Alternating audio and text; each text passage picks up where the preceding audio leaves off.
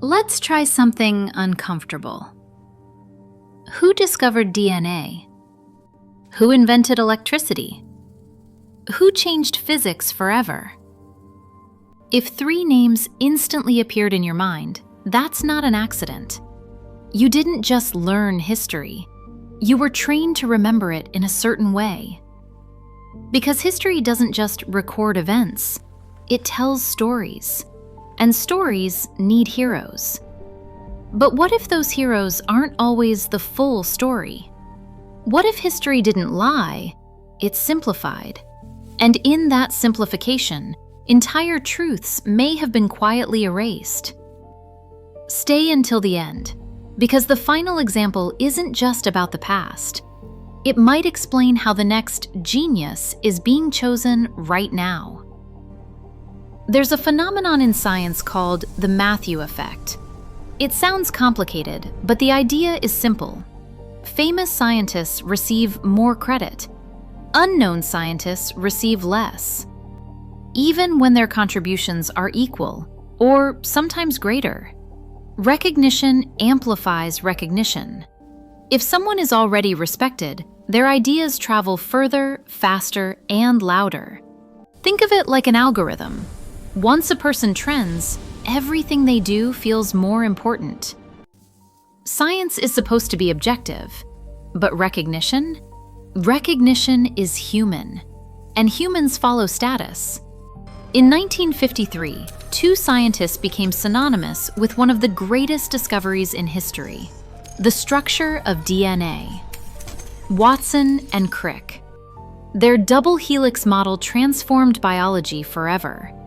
But behind the breakthrough was an image. Photo 51, an X-ray diffraction photograph taken by Rosalind Franklin. That image provided crucial evidence about DNA's structure. Without it, the puzzle may have remained unsolved much longer. Yet her role wasn't emphasized the same way. So here's a question worth holding on to. Did history reward discovery or visibility? Don't answer yet, because this pattern repeats in ways that feel almost systematic. Nikola Tesla imagined systems that could transmit power across entire cities using alternating current. Thomas Edison built business empires, controlled patents, influenced media, and shaped public perception. Tesla engineered revolutionary ideas. Edison engineered influence. And influence shapes memory. The so-called war of currents wasn't just about electricity. It was about narrative control. Who gets remembered often depends on who controlled the story at the time. Because history isn't just written by winners. It's written by those who were visible enough to be remembered. Alexander Graham Bell is widely credited with inventing the telephone. But another inventor, Elisha Gray, filed a remarkably similar patent. On the same day. Some accounts suggest Bell arrived at the patent office just hours earlier. Hours. Imagine changing world history because you arrived slightly sooner. We often imagine discovery as a lightning strike of genius, but sometimes it looks more like a race against the clock. And that raises a deeper question. How many innovations are decided not by brilliance alone, but by timing? And this is where things become uncomfortable, because these stories aren't isolated. Gregor Mendel discovered foundational laws of genetics. His work was largely ignored during his lifetime, and only recognized decades later. Alfred Russel Wallace independently developed ideas about natural selection around the same time as Charles Darwin. Yet history tends to elevate one central figure. Modern studies even show that well-known researchers receive disproportionately more citations, even when lesser-known scientists publish similar findings. Recognition behaves like gravity.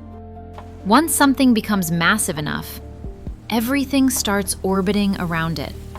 And over time, history compresses complex collaboration into a single name, a single face, a single story. because simplicity is easier to remember. You might assume this only happened in the past, but the same mechanism exists today. When a small startup introduces a new idea and a massive tech company releases a similar feature later, many people assume the giant invented it. Visibility reshapes perception. Perception reshapes memory. And memory reshapes history. In a world driven by algorithms, amplification often matters more than originality. The Matthew effect isn't disappearing. It's accelerating. Early computing history included many women programmers who wrote foundational code, developed techniques, and helped enable major technological milestones, including space missions. But as programming became more prestigious and financially valuable, public perception shifted. Recognition concentrated around different figures. Entire groups didn't vanish. Their contributions simply became less visible in the mainstream narrative.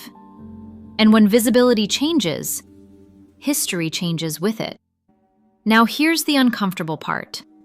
Maybe history didn't choose the wrong geniuses. Maybe we did. Because audiences, including you and me, prefer simple stories. One hero, one breakthrough, one name to remember. If textbooks listed 20 contributors instead of one, would you remember them all? Or would your brain search for a main character anyway? What if discoveries aren't stolen? What if they're filtered? Filtered by media, filtered by institutions, filtered by attention. And if attention determines legacy, then the next forgotten genius isn't just fighting competitors. They're fighting invisibility itself. So here's the final question. If two people make the same discovery, one famous, one unknown, whose name would you instinctively believe? And why? Because maybe the most powerful force in science isn't intelligence. It's visibility. And somewhere right now, history may already be choosing its next genius. The only question is, who isn't it choosing?